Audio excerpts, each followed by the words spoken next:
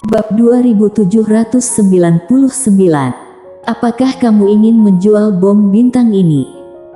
Melihat cincin penyimpanan di tangannya, Mileye menggelengkan kepalanya dan tersenyum.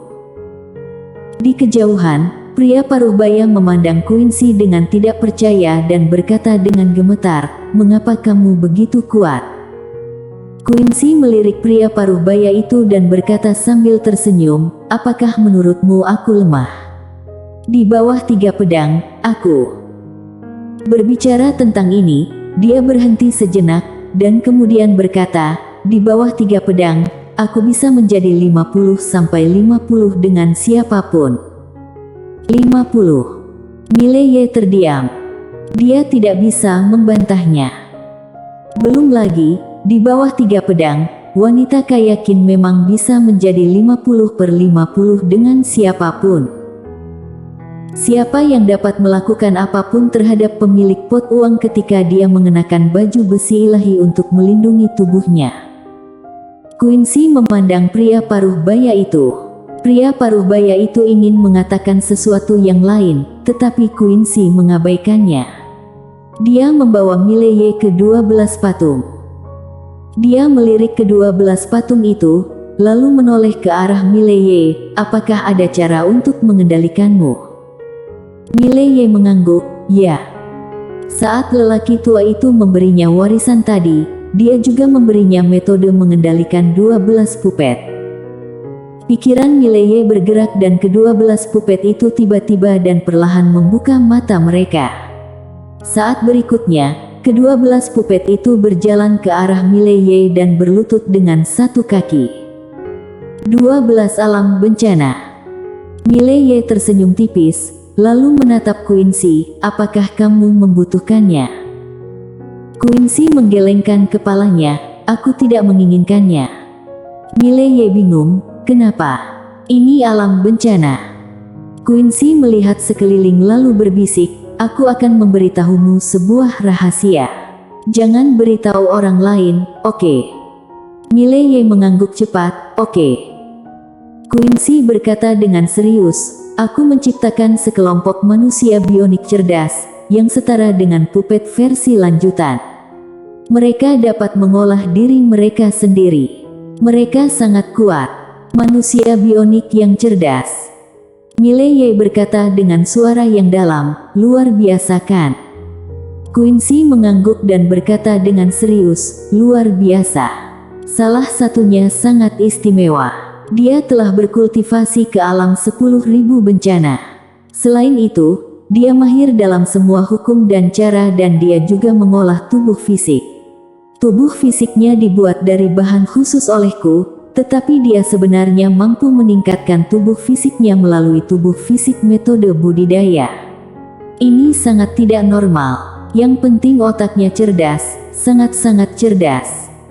Mileye bertanya, "Di mana dia sekarang?"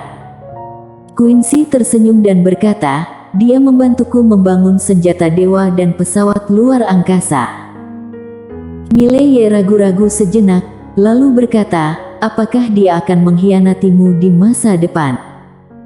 Quincy menggelengkan kepalanya, "Tidak." Mileye bingung, "Kenapa?" Quincy tersenyum dan berkata, "Aku memintanya pergi dan membiarkan dia mengalami dunia, tetapi dia tidak mau, dia akan mengikutiku." Saat dia mengatakan itu, dia tersenyum tipis, "Aku tidak akan memaksanya untuk mengikutiku, aku juga tidak akan menyakitinya, jadi dia tidak akan mengkhianatiku. Tidak, aku memperlakukannya seperti adik perempuan." Mendengar ini, Mileye menggelengkan kepalanya dan tersenyum, dia mengerti. Quincy tiba-tiba tertawa dan berkata, "Ayo pergi. Pergi ke reruntuhan terakhir yang kudeteksi. Di samping itu." Mileye tersenyum dan berkata, "Ayo pergi." Keduanya langsung menghilang di tempat dan setelah beberapa saat, mereka sampai di langit berbintang. Dalam perjalanan, Quincy berkata, "Melihat lelaki tua itu tadi, bagaimana menurutmu?" Setelah Mileye terdiam beberapa saat, dia berkata, alam semesta pasti memiliki masa yang sangat gemilang di masa lalu. Quincy mengangguk, ya. Saat dia mengatakan itu, dia menoleh untuk melihat ke arah Mileye. Apakah kamu yakin bisa memenangkan pertempuran ini? Bahkan jika ketiga pedang itu tidak dapat digunakan, bahkan jika Kuila tidak dapat memperoleh kembali kekuatan penuhnya. Mileye berkata dengan serius, ya. Setelah mengatakan itu, dia menambahkan, karena aku masih memilikimu. Quincy sedikit terkejut, lalu berkata dengan serius, aku belum berlatih, aku tidak bisa bertarung. Mileye juga berkata dengan serius, selama kamu memberikan dukungan materi. Quincy terdiam.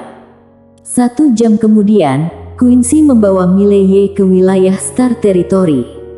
Di Star Territory ini, tidak ada nafas kehidupan dan bintang-bintang melayang di langit. Ada beberapa puing-puing konstruksi dan itu sangat berantakan. Mileye berkata dengan lembut, ada perang di sini. Quincy mengangguk. Mileye sedikit bingung, terjadi perang di ruang hampa ini. Logikanya, Star Territory ini seharusnya musnah. Mengapa tempat ini?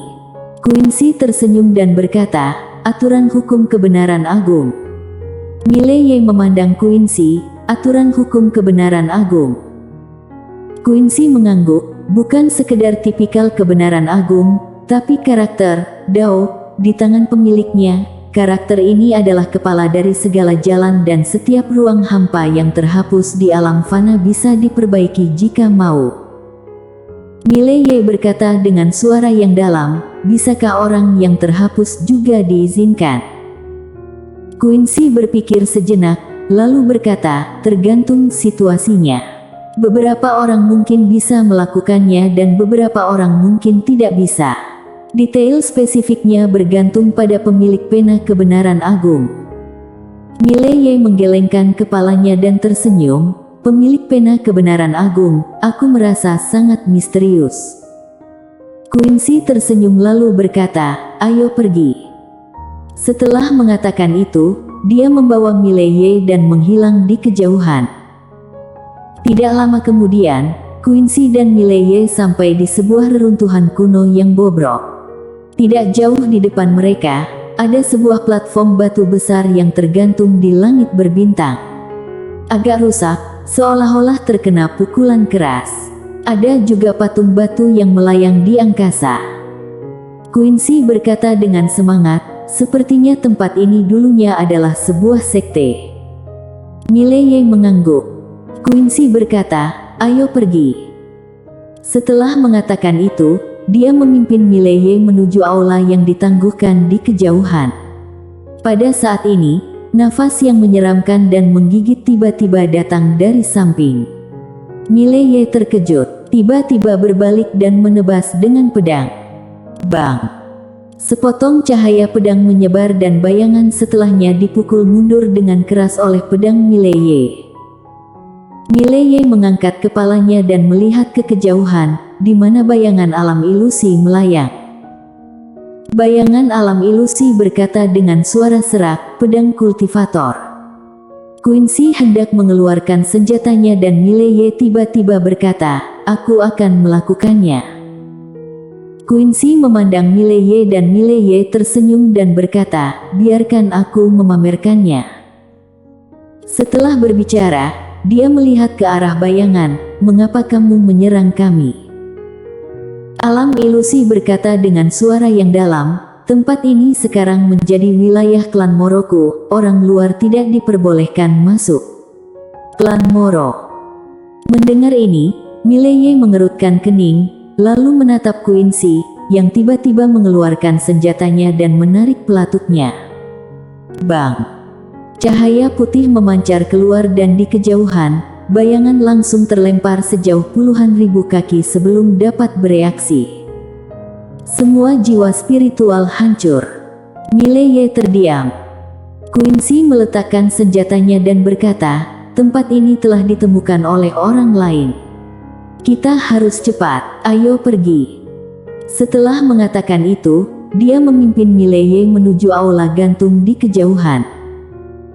Dan pada saat ini, bayangan lain tiba-tiba muncul ke arah mereka. Sombong, tempat ini sudah menjadi klan Moroku. Quincy mengangkat tangannya dan menembak. Bang! Bayangannya langsung diledakkan ke kedalaman langit berbintang dan suaranya berhenti tiba-tiba. Ketika Quincy membawa Mileye ke tangga batu, tidak jauh di depan mereka, beberapa lelaki tua memandang mereka dengan ngeri. Mileye melihat dan menemukan bahwa orang-orang tua ini semuanya adalah penguasa klan Moro. Quincy tiba-tiba menodongkan pistol ke orang-orang tua itu. Pegang kepalamu, jongkok, cepat. Salah satu lelaki tua itu memelototi Quincy. Orang tua ini berasal dari klan Moro, kamu. Quincy tiba-tiba menarik pelatutnya. Bang! Orang tua yang berbicara itu langsung terkena cahaya putih dan jiwa spiritualnya seketika hancur. Setiap orang terdiam. Quincy tampak tenang, siapa lagi yang berasal dari klan Moro? Para master klan Moro yang tersisa tampak ngeri, seolah-olah mereka baru saja melihat hantu. Quincy menoleh untuk melihat Mileye, kumpulkan rampasan perang.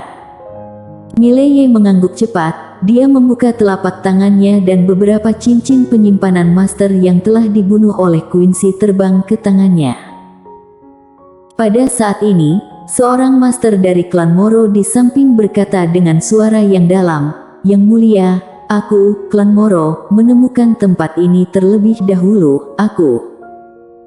Quincy memandangi guru yang berbicara, siapa yang menetapkan bahwa apapun yang pertama kali kamu temukan adalah milikmu? Izinkan aku memberitahumu, mulai sekarang, tempat ini adalah milikku. Apakah kamu keberatan? Ketua klan Moro memandang Quincy dan tidak berkata apa-apa. Setelah Quincy langsung membunuh dua master, tentu saja dia tidak akan cukup bodoh untuk menghadapi Quincy. Master klan Moro tiba-tiba mengangguk, itu milikmu. Setelah berbicara, dia menyingkir bersama dua lelaki tua yang tersisa. Quincy melihat ke arah pintu aula utama. Pintu aula utama adalah pusaran hitam pekat dengan kekuatan aneh yang memancar darinya. Jelas itu adalah teknik formasi, tetapi para master seperti klan Moro tidak membuka teknik formasi ini. Quincy hendak meletakkan senjatanya, ketika Mileye tiba-tiba berkata, bolehkah kasih aku main? Quincy berkedip, bermain pistol. Mileye mengangguk. Quincy menyerahkan pistol di tangannya kepada Mileye, ini dia. Mileye mengambil pistolnya dan sedikit bersemangat, pistol di tangannya tidak besar, hanya sepanjang lengan anak-anak dan terlihat sangat kecil. Quincy berkata, untuk membunuh 1000 bencana dalam sekejap, dibutuhkan hampir miliaran nadi alam semesta. Kamu harus menggunakan nadi Zuyuan, 10 juta kali. Mendengar ini, ekspresi Mileye membeku. Meskipun dia cukup kaya sekarang, dia tidak tahan bermain seperti ini. Wanita kaya ini benar-benar membunuh orang dengan uang. Tiba-tiba, Mileye merasa senjata dewa ini sedikit panas. Quincy berjalan menuju pusaran air hitam, sementara di sampingnya, beberapa master klan Moro mencibir, menunggu untuk melihat lelucon Quincy. Mileye tiba-tiba berkata, bahaya. Quincy tersenyum dan berkata, tidak apa-apa. Saat dia mengatakan itu, dia melihat ke pusaran hitam, aku menyarankanmu untuk membuka pintunya sendiri, jika tidak, aku tidak akan sopan. Setiap orang terdiam. Mileye juga terdiam. Buka sendiri. Di sampingnya, beberapa master klan Moro mencibir. Quincy mengabaikan master klan Moro. Dia melihat pusaran hitam di depannya dan berkata dengan serius, apakah kamu yakin? Tidak ada reaksi dari pusaran hitam itu. Melihat hal tersebut, Quincy mengangkat bahu, tiba-tiba dia mengeluarkan bom bintang dan melemparkannya ke pusaran hitam, lalu berbalik dan lari bersama Mileye. Saat melihat bom bintang, ekspresi Mileye tiba-tiba berubah.